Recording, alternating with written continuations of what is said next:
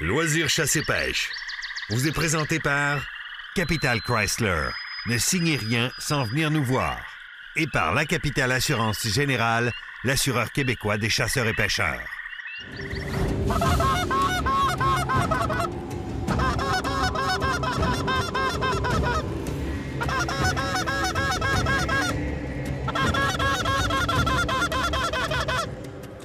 OK, go!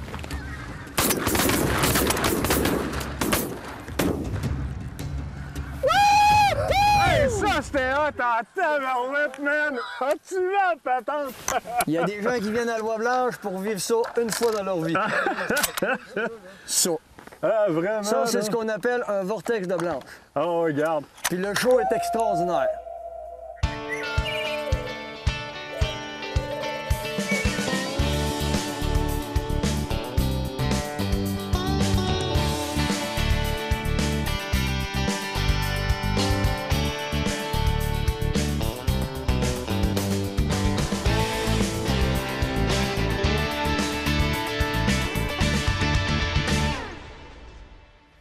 Hey, salut vous autres et bienvenue à Loisirs chasse et pêche, première émission de cette nouvelle saison qui se dessine. D'ailleurs, je prends la peine de vous remercier d'être à l'écoute, vous me permettez d'être pour une 4e saison consécutive à la barre de l'émission et j'apprécie beaucoup.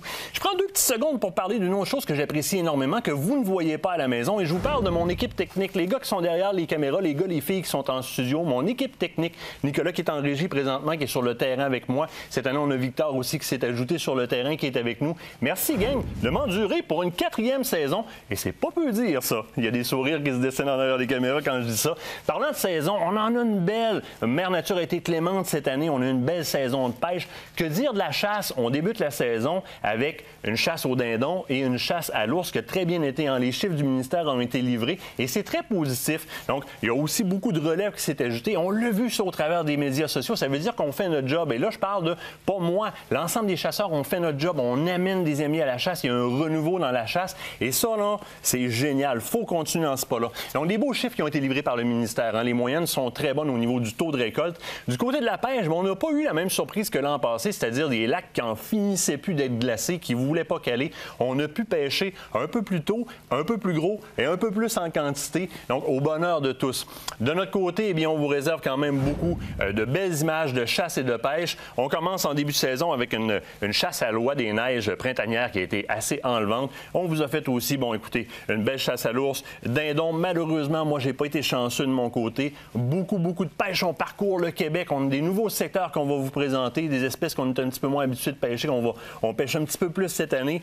On prévoit, et vous voyez, je dis bien prévoir, on ne vend pas la peau de l'ours avant de l'avoir tué. Donc, de planifier, il y a de la chasse au caribou dans le secteur de la Rivière-aux-Feuilles. On va aller évidemment à l'Orignal. On retourne à l'île d'Anticosti cette année. Et évidemment, on va aussi refaire le chevreuil en sol québécois. Donc, j'espère que de votre côté, ça va bien aussi dans vos saisons, dans vos planifications. Comme toutes les années, j'ai tous mes collaborateurs qui vont être avec moi, question de vous amener un maximum de renseignements, un maximum d'enseignements, parce que moi, le premier, j'ai besoin de cet enseignement-là. C'est ce qui me permet de me parfaire comme chasseur, de me parfaire comme pêcheur. Et heureusement, bien, ils sont assez généreux pour venir ici en studio, partager avec moi et partager avec vous. Nouveauté cette année, parlant de collaborateurs, on dit un gros bienvenue à la revue Aventure Chasse et Pêche qui se joint à l'émission cette année comme partenaire au niveau magazine. Donc, vous allez me voir vous parler des différents articles et vous allez voir intervenir cette revue-là au travers de l'émission Loisirs Chasse et Pêche cette année. Donc, bienvenue à la gang d'Aventure Chasse et Pêche. Et cette semaine, je vous parle d'un article que j'ai bien aimé. Article de la main d'André Veilleux. Écoutez bien. Truite mouchetée, le milieu des lacs réserve des surprises. Vous le savez, traditionnellement, les pêcheurs embarquent sur les lacs et ils vont très rapidement aller exploiter le pourtour du lac, très collé en début de saison pour s'éloigner un petit peu plus la saison avance. Souvent, en passant à côté de ce qu'on pourrait appeler le jackpot, saviez-vous que souvent, le milieu du lac peut représenter, dans certains cas, un pool hyper intéressant. On l'appelle le jackpot dans l'article. Bien, dans cet article-là, je vous le répète, truite mouchetée, le milieu des lacs réserve des surprises sous la plume d'André Veilleux. André vous parle de comment l'exploiter, ce milieu de lac-là. Comment aller vous tremper dans la grosse truite. Les techniques, les profondeurs, mais aussi les leurres à utiliser. Pour les pêcheurs de truite mouchetée, là, cet article-là, c'est à garder en archive. M'en donnerai des nouvelles. On se quitte le temps d'une première pause. Au retour de la pause, on s'en va rejoindre un bon ami, Marc Harvey, et on se fait une chasse à l'oie des neiges printanières. Restez là. Ces conseils vous ont été présentés par Aventure Chasse et Pêche, le vrai magazine.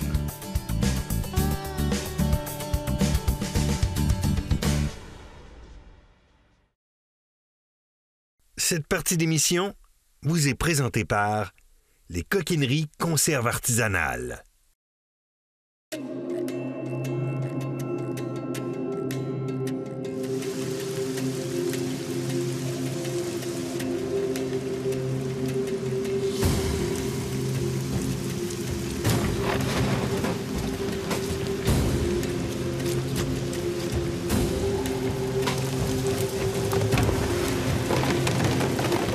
Marc Hervé, guide de chasse, comment ça va, toi? Ça va bien, toi, Martin? Ça va super bien. À matin, 3 heures du matin déjà dans le champ, c'est pas mal l'heure Marc Hervé, ça? Yes, sir. Là, on est dans la région Chaudière-Appalaches. Oui. Pour la chasse à l'oie blanche printanière. On a commencé d'installer les oies tranquillement pas vite. On va faire quel genre de setup, là? Là, présentement, on est en train d'installer un gros setup d'oie blanche. Pourquoi? Parce que quand on a fait notre prospection hier après-midi, il y avait énormément d'oiseaux dans les champs situés dans la région ici. OK. On parle de plusieurs dizaines de milliers d'oiseaux. Fait que c'est pour ça qu'on va installer un maximum de plants pour être capable de convaincre les oiseaux de revenir nous trouver ce matin. C'est bon. Nous autres, on installe, on s'en va se cacher, puis c'est ce qu'on se reparle dans le cache. Pas de problème, mon cher. Yes, buddy. Attends. Un gros merci. Yes.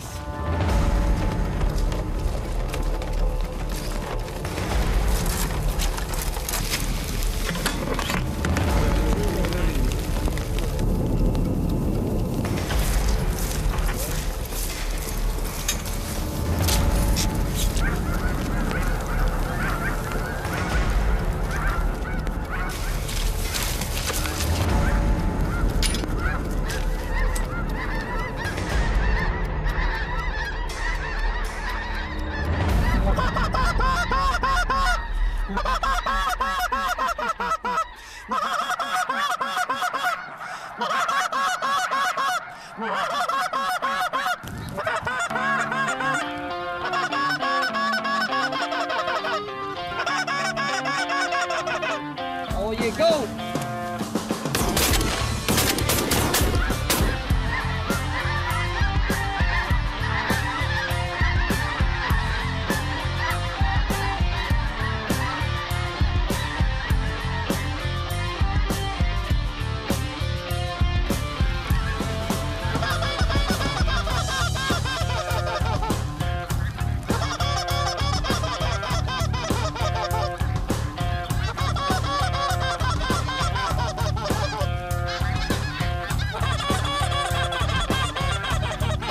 Okay, go!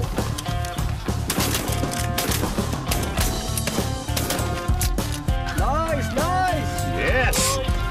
Nice!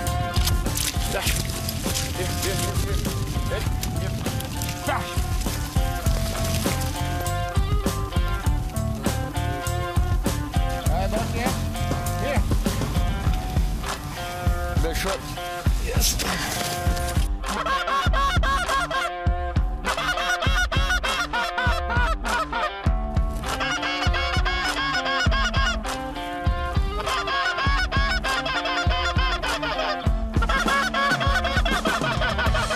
Go!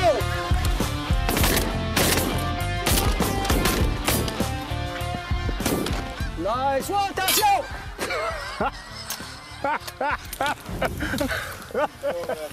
J'ai passé à 2 cheveux de l'avoir dans le front. Hey, c'est qui a eu ce bisou-là dans la gang? J'ai manqué de l'avoir dans le front. Eh, tu dis, toi? Hey, j'ai passé proche.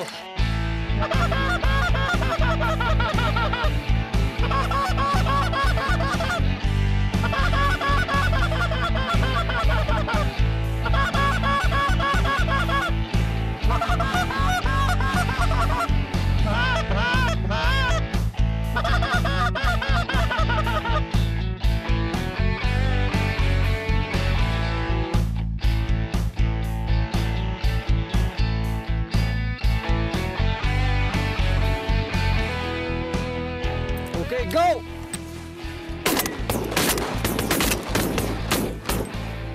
Oh! La bleue va-tu tomber? Check les bains, ils vont venir se poser direct en avant.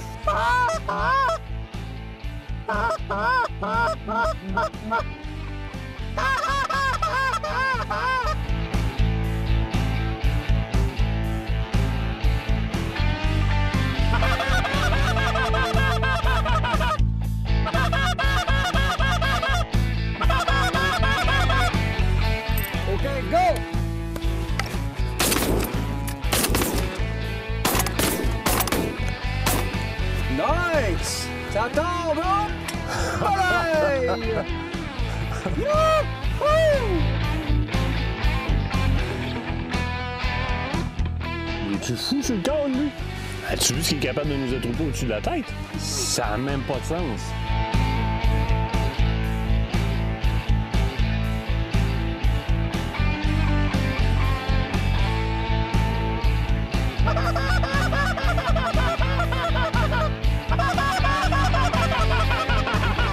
Envoyez, go!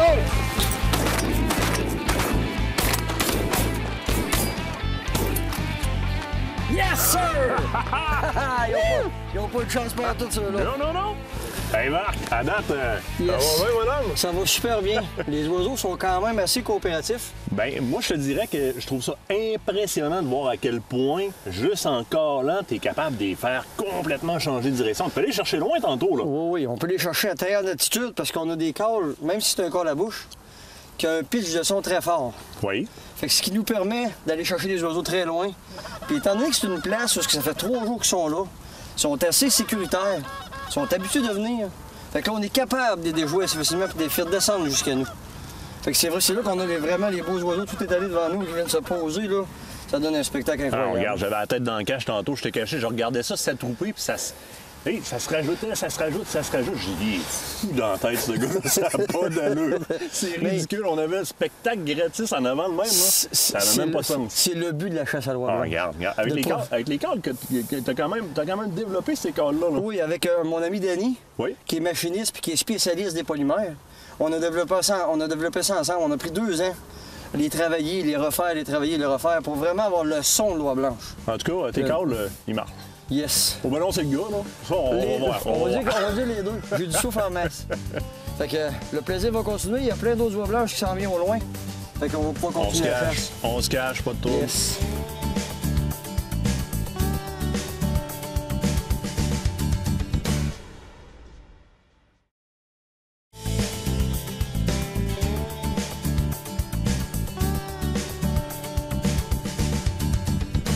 Marc, je veux faire le tour d'une question avec toi. Avant de prendre le téléphone puis d'appeler Marc Hervé pour me faire guider pour une journée de chasse à la sauvagine comme aujourd'hui, il y a un équipement minimum, on va dire préférentiel, parce qu'il y a un minimum requis, mais c'est pas toujours l'idéal. Il y a un idéal, puis toi, tu recommandes souvent à tes clients certaines choses, entre autres au niveau des munitions. Oui. On va être quand même assez sélectif. Oui. C'est vraiment avoir des munitions avec des grosses billes. Parce qu'on chasse quand même un oiseau très, très robuste. Autrement dit, dans le calibre 12, c'est vraiment le calibre de fusil qu'on va utiliser. Pour ce qui est de l'arme à feu, pour les gens, c'est vraiment une question de goût. Moi, je préfère ce qu'on appelle du semi-automatique. Oui. Parce que le tir est plus rapide. Oui. Et avec des éjections au gaz. Pourquoi? Parce que peu importe le genre de munition qu'on utilise, c'est le fusil qui s'adapte à la munition qu'on tire. Oui. Et non être obligé d'ajuster des ajustements pour les fusils à inertie. J'adore ces fusils-là. Pour ce qui est des munitions, dans le 3 pouces, dans le 3 pouces et demi, dans le calibre 12, c'est des munitions recommandées pour la sauvagine. Et puis, il va avec. Dans ce cas-là, ici, c'est du BBB. C'est ça, c'est du triple B. C'est vraiment des grosses billes. Oui. Surtout comme aujourd'hui, on avait des forts vents. Quand on tire, on s'en rend pas compte, mais il y a beaucoup de billes qui partent au vent quand les billes sont légères. Fait que qu'est-ce qu'on fait? On grossit nos billes un petit peu pour compenser les facteurs vent qu'on peut avoir dans une journée de chasse comme aujourd'hui. Et encore plus quand on fait de la chasse printanière à l'oie comme ça, puisqu'elle a quand même une bonne couche de gras. Oui, parce que faut toujours avoir dans notre idée que quand on tire un oiseau, il faut traverser la plume, il faut traverser la peau, il faut traverser la couche de gras. Parce que souvent, là, c'est vraiment une couche très épaisse de gras sous la peau, là, parce qu'elle accumule l'énergie pour monter dans le Grand Nord pour faire sa nidification. Puis en plus, il faut traverser la viande avant de poigner le vital. Oui. Fait que ça prend des bonnes billes avec de bonnes forces de pénétration pour être capable d'abattre nos oiseaux proprement et pas courir dans le champ 3000 après. Et voilà. Marc, tout ça. Écoute, des vêtements de rechange, des vêtements chauds toujours. Oui. Et le reste, c'est tout du stock personnel. De toute façon, Marc a toujours une couple de choses quand il y a des choses qui marchent pas pour nous donner un coup de main. Exactement. Yes. On est sur la coche côté médaillon. Yes. Et à même bâche à midi. Yes, yes.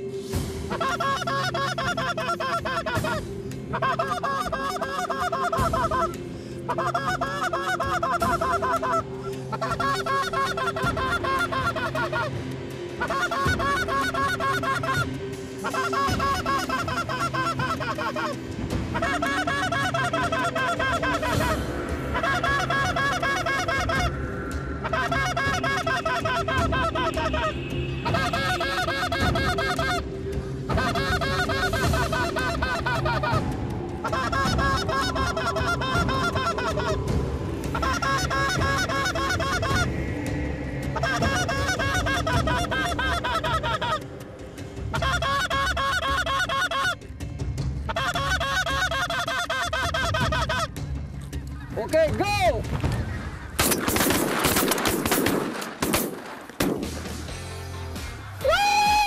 Hey, ça, c'était hot en tabarouette, man! As-tu vu la patente? Hey, t'es un king en tabarouette! T'as joué avec! Nice shot! Ah, rien que pour le spectacle, c'était complètement débile! Il y a des gens qui viennent à la Bois-Blanche pour vivre ça une fois dans leur vie. Ça. Ah, vraiment? Ça, c'est là? ce qu'on appelle un vortex de blanche. Oh, regarde! Puis le show est extraordinaire.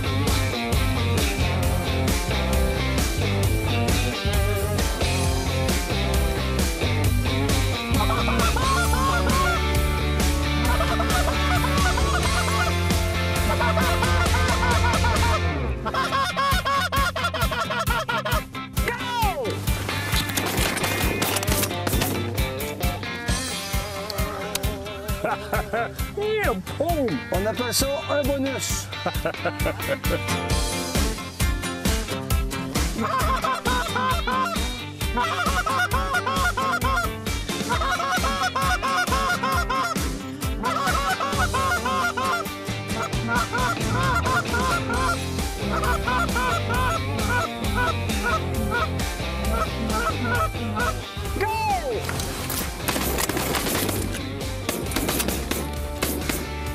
Yes, sir!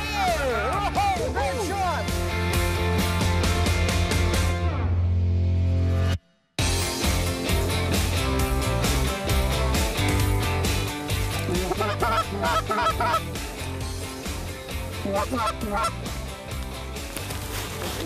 Faut poser. Ça décolle. Go!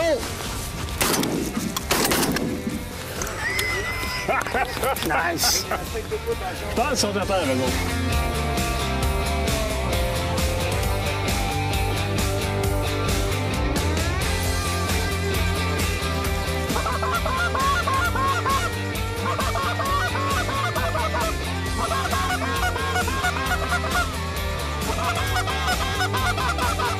OK, Martin, go! Ah, ben ouais, elle est chargée! Elle ira pas loin! Elle est rouge sur le dos. Elle est rouge, mon homme!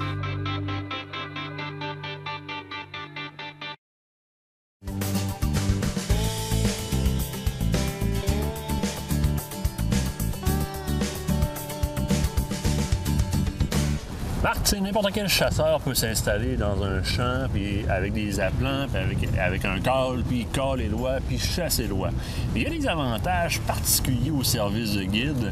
Puis moi, je trouve que ça passe d'abord et avant tout par la connaissance du terrain, puis la connaissance du comportement de Madame Loi Blanche, qui est quand même assez capricieuse. Oui, c'est un oiseau qui devient de plus en plus difficile à chasser pour une raison, c'est qu'on la chasse presque 12 mois par année. Oui. Fait qu'elle a énormément de pression de chasse sur elle, ce qui fait qu'elle a un comportement extrêmement nerveux. Oui. C'est un oiseau qui va se déplacer régulièrement de secteur en secteur, et ça au fur et à mesure que la saison avance. Même qu'elle va changer son comportement au fur et à mesure que la saison avance. Pourquoi? Selon la pression de chasse. Fait que c'est vraiment important d'utiliser des services de guide pour ça. pour vous permettre de découvrir ce que ces gens-là font la veille ou font durant leur saison. On fait pas juste arriver sur le champ. Là. Toi, hier, avant qu'on vienne ici, tu as fait de la prospection. Tu es allé voir si ça valait la peine de venir, tu as choisi un champ. Exactement. Ce qu'on fait, c'est qu'on se promène, on regarde où sont les oiseaux dans des champs. L'important, il faut demander la permission. Oui, c'est sûr. C'est des agriculteurs, c'est des terrains privés. On cogne aux portes, on demande aux agriculteurs, on peut avoir la permission, oui, on y va. On va cibler la veille où ce que les oiseaux étaient. Quand on arrive le matin, on refait une revérification pour être sûr et certain de se localiser l'endroit exact où étaient les oiseaux la veille. Dernière chose, puis on s'apprête à le faire ici, où est-ce que toi tu portes énormément d'intérêt, c'est au respect du propriétaire. Oui. On va nettoyer les lieux, mais pas juste ramasser les aplats et partir avec. Ce qui est vraiment important, quand on tire, on ramasse les douilles, c'est vraiment important. Mais une chose qui est très importante, c'est les bourres qu'on tire en avant. Parce que pour chaque douille qu'on ramasse, il y a une bourre qui se ramasse en avant. Oui. Ces bourres-là, c'est encore presque aussi problématique que la douille pour une raison, c'est que les cultivateurs sont pas capables de les détecter avec le matériel. OK. Puis de la façon que la bourre est faite, c'est comme une fleur avec des pétales. Oui. Oui. Puis c'est du plastique rigide. Quand les animaux ingèrent ça, ça reste pris au niveau des estomacs. C'est très problématique pour les agriculteurs. Fait que c'est vraiment, vraiment important d'en ramasser le plus possible. Fait que tu fais pas juste entraîner des bons chasseurs, tu éduques des bonnes personnes en même temps. OK, oui. Yes. Yes.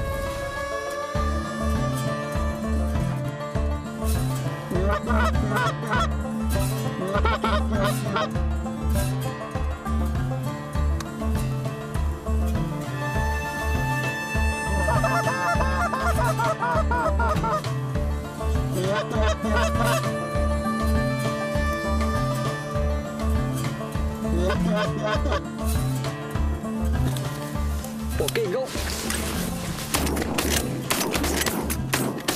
Yeah! Wouhou! Ben voyons donc! Nice! T'as tiré 2 autres aussi? Yes!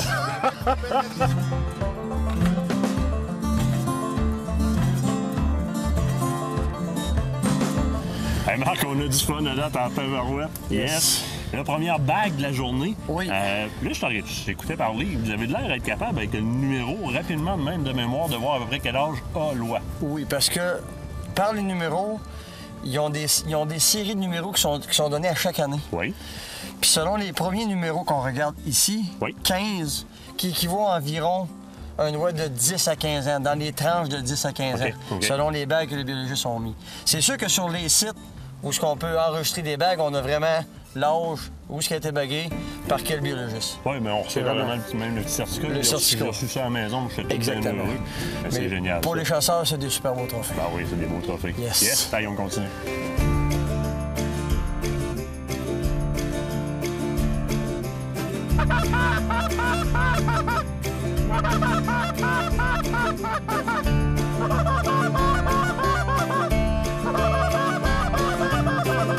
OK, go!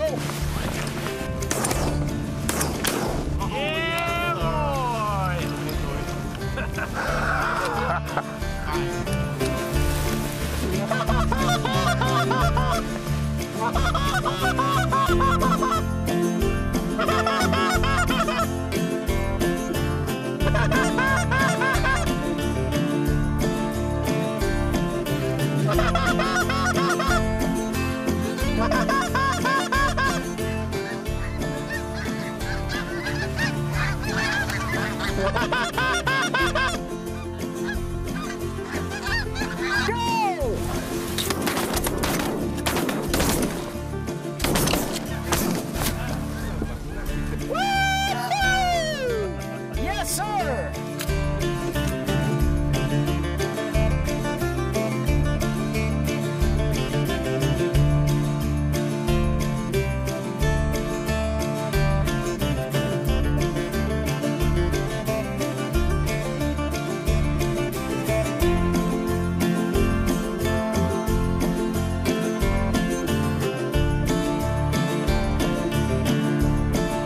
Marc-Hervé, ça, c'est de la chasse, mon homme. C'était vraiment trippant. Puis pas juste point de vue chasse-abattage, le côté de la gang aussi, parce que ce qu'il faut savoir, c'est que dans le cache avec nous autres, là, regardez bien, là. Toi, t'avais tes chums, moi aussi j'avais mes chums, des amis communs. Philippe, mon barber préféré, qui est aussi un camarade de chasse. On avait Frédéric qui travaille avec toi. Philippe aussi collabore avec toi. Simon. On a Alain de la FDCP qui est avec nous autres aussi, qui est un ami commun de toute la gang. Ça a été une belle journée de manière générale, un beau trip de gang, puis je t'en remercie. Ça m'a fait énormément plaisir, Martin. On a au décompte total combien de doigts, là? 47 oiseaux. 48. 48? Oh, attention! 48, c'est important. 48 oiseaux, c'est une super belle chasse de printemps. On fait des oiseaux extrêmement difficiles à chasser. Ça s'est super bien passé. On a des belles rentrées d'oiseaux. On peut pas demander mieux que ça pour une chasse à l'eau blanche. Non, puis tu sais, c'est tellement un oiseau que je respecte. C'est tellement un bel oiseau. C'est un oiseau qui est le fun à chasser pour nous autres, mais c'est un oiseau qui peut aussi adresser les jeunes au travers de la relève. Oui, parce qu'il y a beaucoup de programmes relève qui existent, surtout au niveau de la FDCP. Oui. Ils ont des beaux programmes relève au niveau des associations régionales, au niveau de la Fédération chasseurs et pêcheurs du Québec. Ça vaut à peine d'initier les jeunes à cette chasse-là. Puis toi, tu le fais, ça. Je veux dire, même tes gars participent à ça beaucoup régulièrement. Oui, je les vois sur le terrain, là. Énormément. On passe beaucoup d'heures avec les jeunes. Ce qu'on fait, on les initie et on laisse les suivre au moins pendant un an. Le fait des sorties au fur et à mesure de l'année. Fait que comme ça lui fait une belle aventure, une belle expérience de chasse. Hey, les boys, vous faites un maudit beau travail. Toute la gang, là, d'un bout à l'autre de la rangée, là, j'ai inclus Phil, mon barbier, là-dedans. Là. Faites un maudit beau travail. Un gros merci. On se dit à la prochaine. Un gros merci à toi, mon cher. Yes.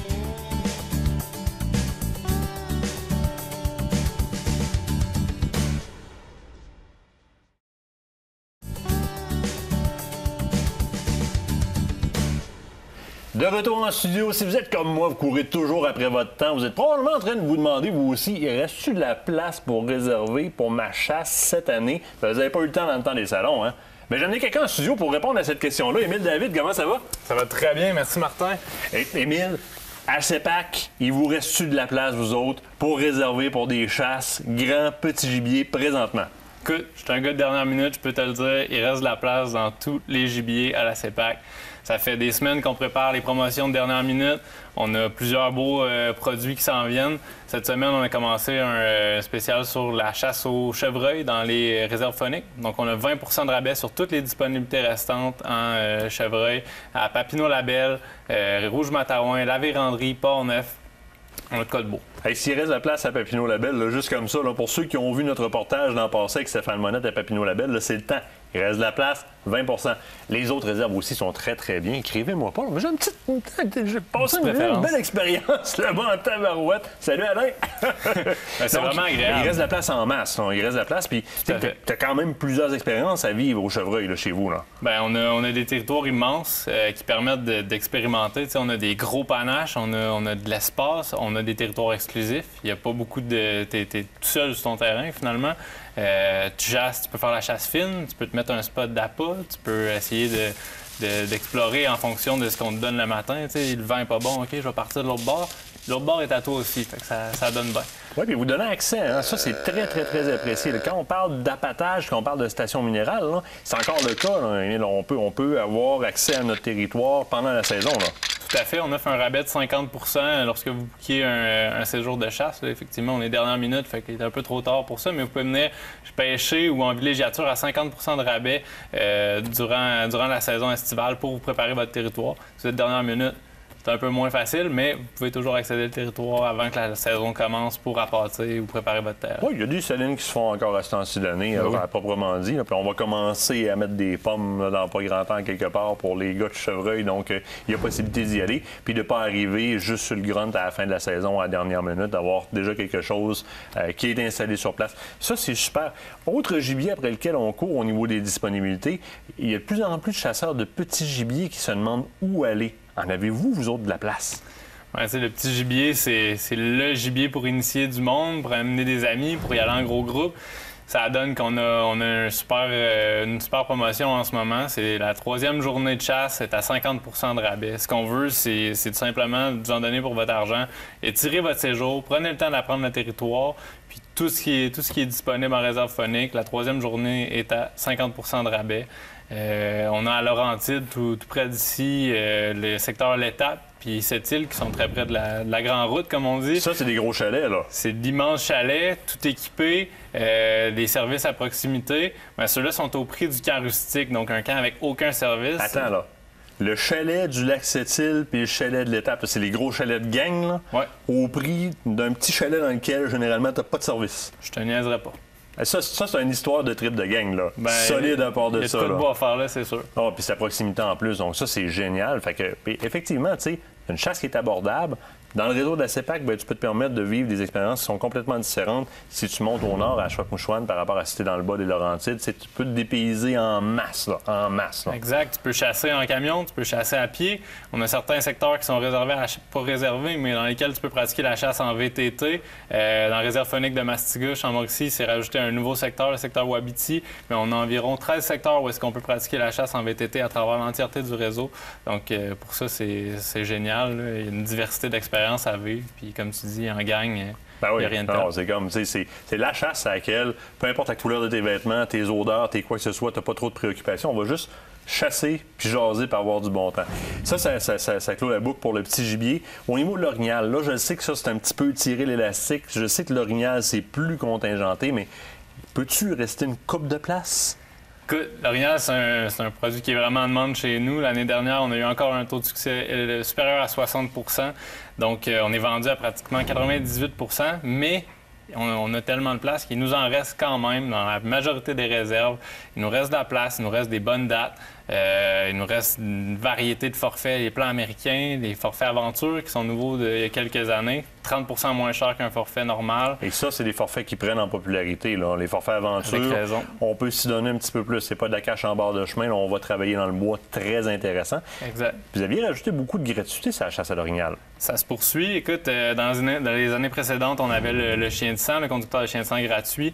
Ça a été le plus apprécié de toutes nos gratuités. Il y a 38 % des tracts qui ont été faits avec des chiens de sang qui ont retrouvé leur gibier. Donc, quand tu penses que tu as perdu ton orignal et que tu le retrouves grâce au chien, t'es content. C'est très considérable, oui. Fait que ça, c'est phénoménal. On offre aussi les jambiers, les palans, tout ça. La chambre froide, ça, c'est toutes des choses qui viennent gratuitement avec le forfait. Puis les cartes de topographiques des territoires sont disponibles en ligne gratuitement. Avant, on envoyait juste la carte SD au chef de groupe. Ça, c'est encore là. Mais en plus, on peut télécharger pour tout le monde. Je peux aller sur le site dans Cartothèque de la CEPAC, aller récupérer carrément la carte du secteur où est-ce que je vais. Génial. Émile, on doit terminer rapidement. Si les auditeurs veulent plus de renseignements, on les envoie où exactement? CEPAC.com, c'est la place pour les disponibilités restantes. Sinon, on a les médias sociaux. Vous pouvez nous suivre toutes nos promotions à mesure qu'elles se produisent. Puis on suit en direct. Émile, un gros merci. Écoute, on apprécie beaucoup la présence de Mathieu en studio, mais t'es le bienvenu quand tu veux. Mathieu aussi, tu peux revenir si tu veux. On vous aime bien gros, vous autres. Vous restez là parce que l'autre bord de la pause, notre belle Suzanne Nature, ça va faire un tour du côté de la Grande Plaie Bleue. Il va être question avec la Fondation de la faune du Québec de la problématique reliée au sentier de motoneige qui se trouve sur place et son potentiel déplacement. Restez là.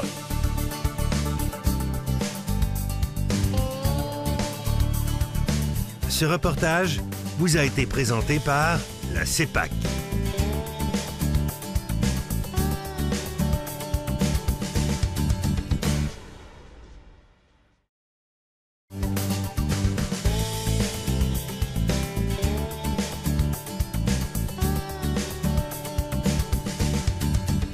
Je suis présentement à la Grande Plaie Bleue, une des plus vastes et rares tourbières du sud du Québec, encore à l'état naturel.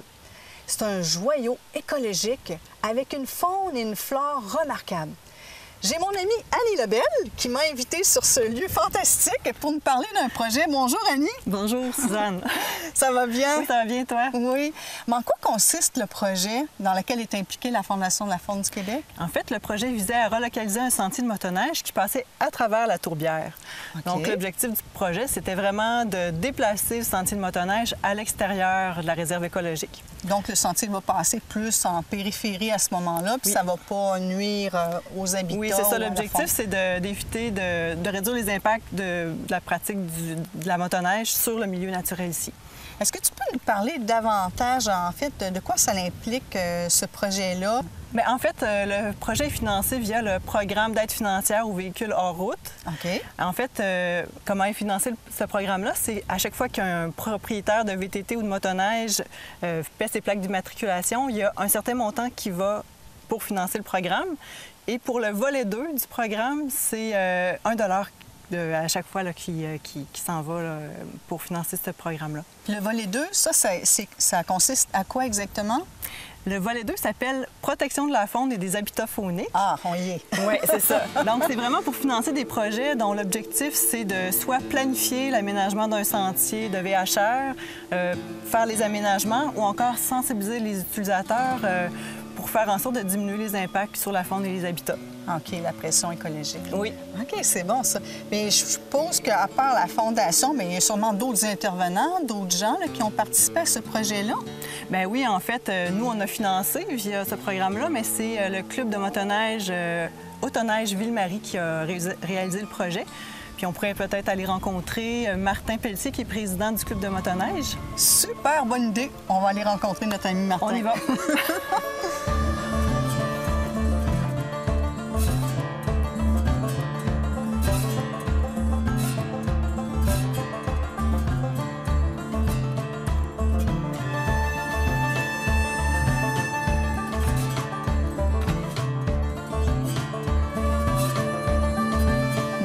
Monsieur Martin Pelletier, je suis vraiment contente de faire votre connaissance. Enfin, vous êtes président du club Autoneige de Ville-Marie. Oui. Puis, ça fait combien de temps que vous êtes en poste? Ça fait 4 ans. 4 ans déjà? Oui. Fait qu'on est ici aujourd'hui pour quelque chose de vraiment particulier, parce que j'aimerais que vous nous parliez de votre projet. Un projet qui tient compte des habitats fauniques. Donc, comment le club s'est investi? Mais dans le fond, nous autres, il fallait trouver une alternative parce qu'on passait directement dans le projet de la réserve. Fait qu'on a travaillé en collaboration avec le ministère de l'Environnement pour trouver des alternatives. Pour votre sentier, dans le fond, de motoneige. Oui, c'est ça. On a essayé de passer carrément à l'extérieur sur d'autres terrains. Mais là, on avait la contrainte des particuliers, dans le fond, des propriétaires particuliers. On en avait plusieurs. Le projet qui a été retenu, dans le fond, c'est de passer en périphérie. Donc, il y a 3,9 km à peu près de sentier qui va être relocalisé pour justement préserver l'habitat faunique là, de la Grande Plaie Bleue. Donc, votre sentier va être relocalisé sur le bord, là, finalement, c'est ça. On va être en réserve. On va être en réserve sur le bord de la réserve. On a 6,7 km. Fait que, tu sais, c'est assez compliqué parce qu'il y a des ponceaux à faire, des ponceaux arqués selon les normes du ministère. Il y a des canaux à boucher, il y a toutes sortes d'affaires. Il fallait vérifier la flore, la faune, il fallait tout faire une batterie de tests pour être sûr qu'on ne dérange rien puis personne. Puis ce sentier-là, il a fallu le faire en hiver. OK. Ça s'est démarré en hiver? Ça s'est démarré en hiver parce que l'été, c'est trop mouilleux. Fait qu'on a fallu faire ça en hiver avec le groupement forestier. Nous autres, on a fait affaire avec le groupement parce que les autres, ils savent où ils s'en vont. Hein? Ils ont la machinerie pour, ils ont les GPS, ils ont tout ça. Fait que tout le sentier, dans le fond, a été marché, rentré sur le GPS. Puis tous les travaux qu'on avait à faire étaient tous marqués sur notre carte. Fait que ça a été facile après ça de réaliser le projet, dans le fond. Mais parlez-moi plus spécifiquement, justement, de ce ponceau en forme d'arc-là. Pourquoi on s'est servi de ce type de ponceau-là? C'est un ponceau qui était fait, dans le fond, pour ne pas briser le lit du ruisseau.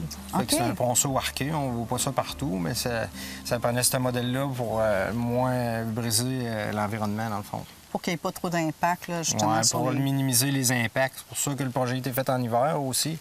Parce qu'il faut vraiment pas, tu sais, il faut faire le moins de bris possible. Il faut moins altérer la nature le plus possible. Fait qu'en hiver, ben c'est là qui est le plus facile. Là, présentement, où on se situe, à l'arrière, on voit justement l'ancien sentier.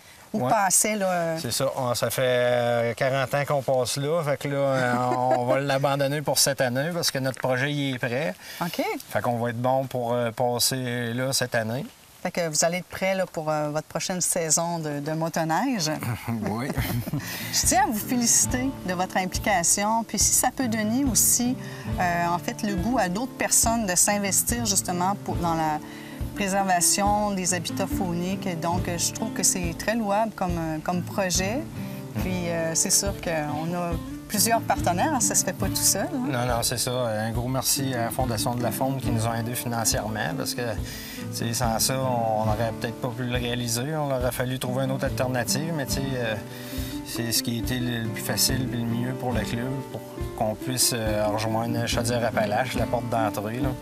Fait que, tu sais, Lévis va pouvoir continuer à monter pour la prochaine saison dans Chaudière-Appalaches. Tout le monde a des questions. Qu'est-ce qui va se passer avec le club? Ça va-tu fermer? Ça fermera-tu pas? Ben non, ça va être ouvert. Je peux vous dire que ça va être ouvert puis ça va passer. Il n'y a pas de problème avec ça. Un gros merci. Franchement, on est très contents de votre projet. C'est bon, merci.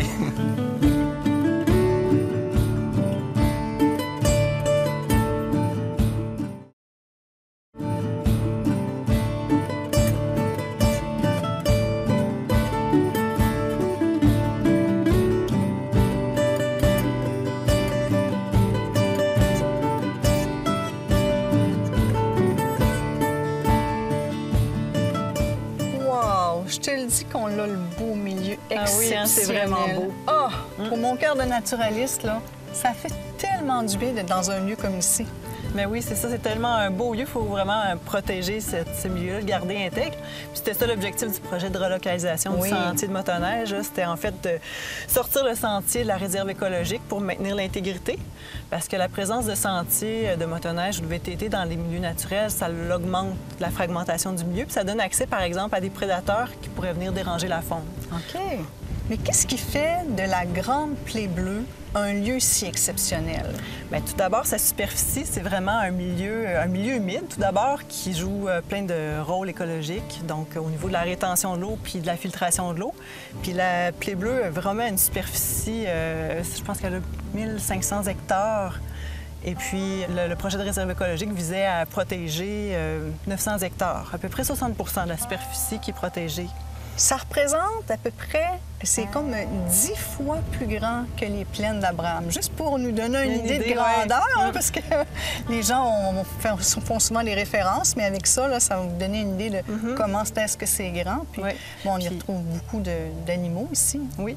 Bien, en fait, on retrouve toutes sortes d'espèces, comme on peut retrouver les orignaux, des cerfs de Virginie, coyotes, renards, ours noirs. Donc, il y a plusieurs espèces qui utilisent ce milieu-là. Puis au niveau de la faune aviaire, en fait, des oiseaux, il y a plus de 115 espèces qui utilisent le milieu. La plupart de ces espèces-là vont nicher, c'est-à-dire qu'ils vont élever leurs petits, vont faire leur nid ici. Donc, puis on voit aussi, là, on est près d'une mare.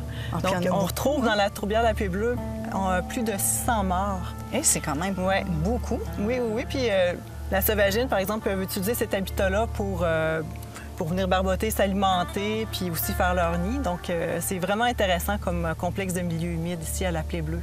Ça, puis il n'y a pas de prélèvement qui est fait ici pour la tourbe, pour aller prendre la tourbe. Non, c'est ça, c'est le plus grand milieu humide du sud du Québec qui est non exploité. Ça veut dire qu'il n'y a pas de tourbe qui est prélevée, puis on ne fait pas non plus l'exploitation de la canneberge. Ici, en fait, ce que j'ai lu avec les inventaires qui ont été faits les années passées, donc on retrouve l'équivalent de 347 espèces animales et plus de 207 espèces floristiques. Puis il y a une chose qui m'a vraiment fascinée, parce qu'ici, quand on fait le tour, on voit le paysage, une fleur qui nous marque plus que tous, c'est la sarracine. Oui, on en a vu beaucoup, hein? Oui, il y en a vraiment, vraiment beaucoup. Puis c'est une plante carnivore. Puis je trouve ça vraiment ingénieux comment la nature est faite, parce que cette plante-là, ce qu'elle fait, c'est que dans son urne, là, elle a comme une partie liquide. Elle va nous noyer les insectes à l'intérieur, puis elle va pouvoir les digérer. Mais il y a d'autres plantes carnivores, comme la drosera, qu'on va retrouver ici, qui vont utiliser plutôt leur cils foliaire. Puis là, ça va comme engluer d'un sucre qui est très sucré.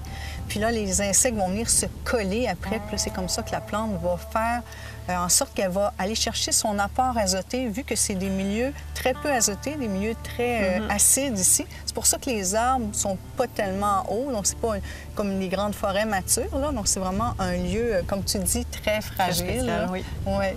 Puis il y a une orchidée aussi qui est rare dans le Québec, qu'on retrouve ici, la Listeria australia. Donc, c'est vraiment c'est digne de mention parce que c'est l'endroit dans tous les milieux humides où on la retrouve en plus grande quantité, c'est ici à la Grande Plaie Bleue. Donc, ça fait un lieu exceptionnel de ce côté-là. Puis, ce qui est intéressant, c'est que les gens aussi peuvent venir visiter la Grande Plaie Bleue naturellement, accompagnés de naturalistes. Oui. Ils doivent réserver. Oui. Mais si je peux faire juste un petit historique, là, il y a la Société de conservation et de mise en valeur de la plaie bleue qui s'est impliquée depuis plusieurs années pour justement documenter, savoir quelles espèces sont présentes dans la tourbière.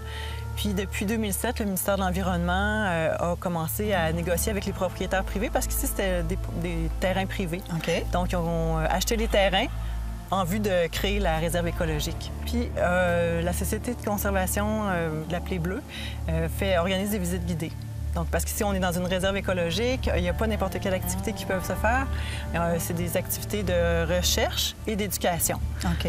Donc, eux offrent des visites guidées. On peut venir ici avec un guide naturaliste. Donc, il faut appeler, réserver et venir visiter avec le guide. Bon, on va mettre l'information à l'écran pour que les gens puissent en prendre connaissance. Oui. Bien, Annie, moi, je tiens à te remercier particulièrement de ta présence aujourd'hui, puis aussi en ton nom, puis au nom de la Fondation de la Faune du Québec, pour le merveilleux travail que vous accomplissez d'année en année. Donc, grâce à vous, grâce aux gens aussi qui ont des projets, des idées pour justement prendre soin de notre héritage culturel, notre patrimoine naturel. Donc, c'est vraiment un grand plaisir de t'avoir à nouveau. Merci, Annie. La Fondation de la Faune du Québec est fière de vous avoir présenté cet aménagement faunique.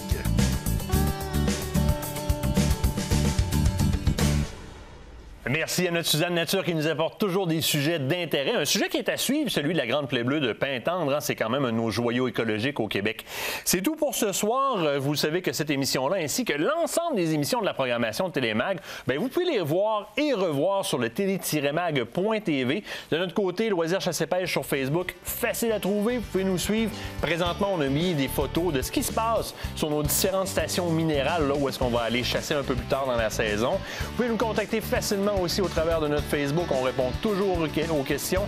Soyez les nôtres la semaine prochaine alors qu'on vous présente un reportage pêche multi-espèces à la Pourvoirie du Lac-Oscar. Yes, sir! Yes! Hey, un beau doré en plus, c'est vrai ça qu'on voulait. C'est génial! Super! Wouhou! Yeah! Hey, premier poisson, Rosalie! Une truite mouchetée. Omble de fontaine, Pourvoirie du Lac-Oscar.